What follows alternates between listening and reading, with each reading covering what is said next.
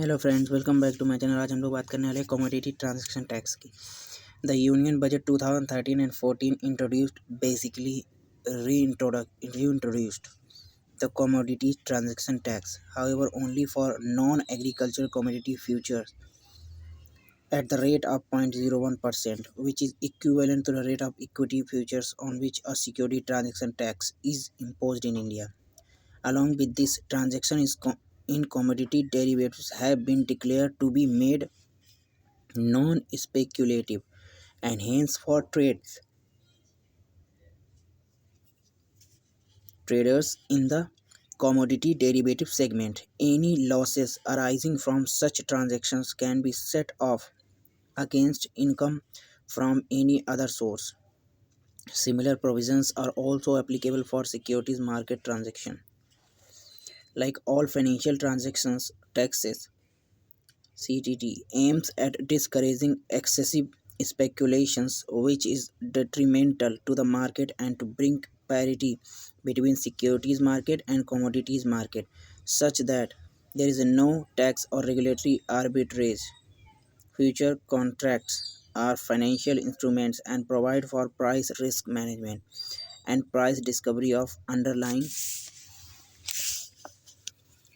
asset, commodity, or currency, stock, or interest. It is therefore essential that the policy framework governing them is uniform across all the contracts, irrespective of underlying assets, to minimize the chances of regulatory arbitrage. The proposal of CTT also appears to have stemmed from the general policy of government to widen the tax base. CTT is a tax similar to STT, proposed to be levied in India on transactions carried out on the domestic commodity derivative exchanges. Globally, commodity derivatives are also considered as financial contracts.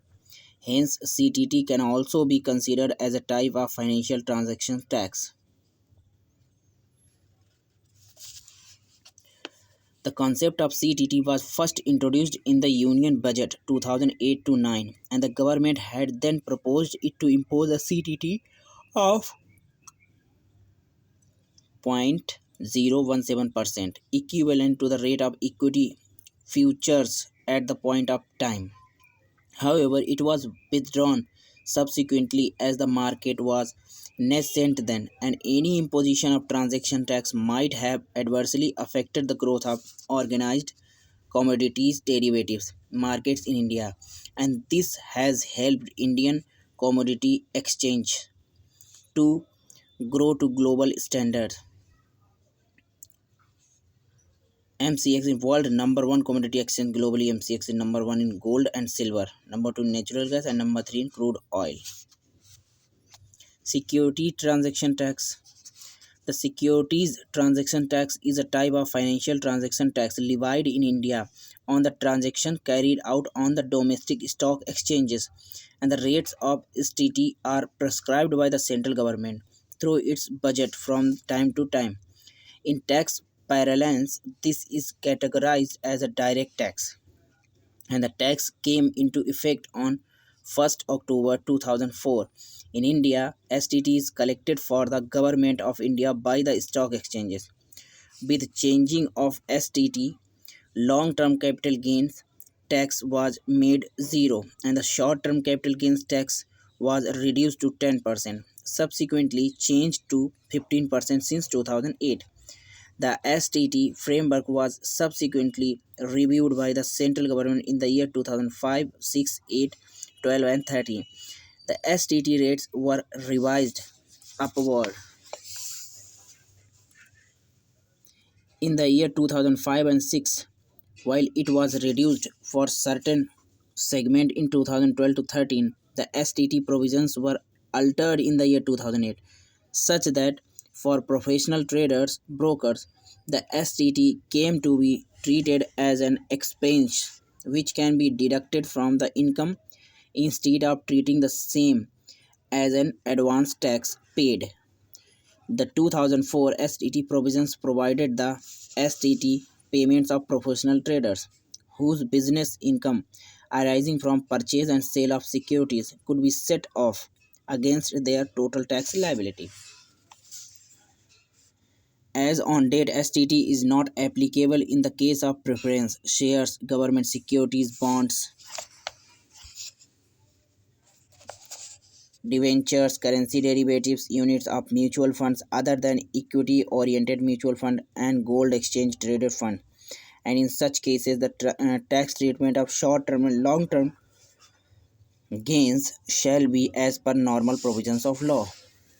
Transactions of shares of listed companies on the floor of stock exchange or otherwise mandated under the regulatory framework of SEBI, such as takeover, buyback, and delisting offers, also don't come under the STT framework.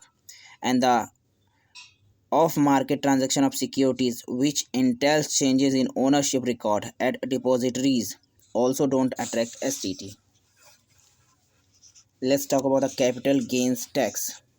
Capital gains tax is a direct tax and applies on the sales of all asset if a profit gain has been made by the owner of the asset. A tax on the gains one get by selling asset, and the tax has been classified into two.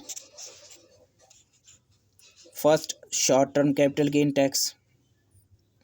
It applies if the asset has been sold within 36 months of owning it. In this case, the rate of tax is similar to the normal income tax slab, but the period becomes 12 months in cases of shares, mutual funds, units of UTI, and zero coupon bond. In this case, the rate of tax is 15%. Long term capital gain, it applies if the asset has been sold after 36 months of owning it. In this case, the rate of tax is 20% in the cases of shares, mutual funds, units of the UTI, and zero coupon bond. There was exemption.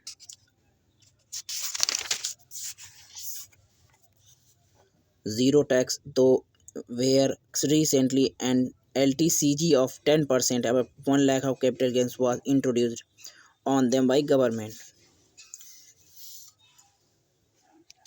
Let's talk about the minimum alternate tax. The minimum alternate tax is a direct tax imposed on zero tax companies at the rate of 18.5% on their book profit, and this was first imposed in 1997 to 98. Basically, income tax is paid as per the provisions of Income Tax Act IT Act, but companies calculate their profit through profit and loss account as per the provisions of the Company Act. The IT Act allows several kind of exemptions and other incentives from the total income together with deductions on the gross income.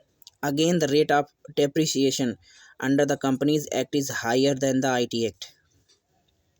As a result of these exemptions, deductions, and other incentives under IT Act, together with higher depreciation under the Companies Act, companies show their taxable income either nil or negative, and this way the zero tax companies emerge. Practically, zero tax companies might be having high book profit and distributing huge dividends under the Companies Act to their shareholder too, but by showing nil or negative taxable income under the IT Act, they might not pay any income tax. To bring such companies under the income tax section 115JB was introduced in the IT Act in 1997 to 98. MAT was imposed accordingly. MAT is a way of making companies pay minimum amount of tax. It is applicable on all companies except those engaged in infrastructure and power sector, free trade zones, charitable activities, venture and angel funds. Foreign companies with income source in India also come under it. In 2015, the government rationalized the MAT provisions for the foreign financial institutions. Now they don't need to pay MAT on their profit from capital gains on transaction in securities which are liable to lower rate. At present, the tax is collected as an advance tax. The tax can be carried forward and set off, adjusted against regular tax payable during the subsequent 10-year period known as MAT credit, and there has been a strong demand to abolish this tax in the country. In April 2017, the government started phasing out The exemption available to the companies on it from the April 2017 in order that companies are able to use MAT credit, and the carry forward period has been also increased in 15 years.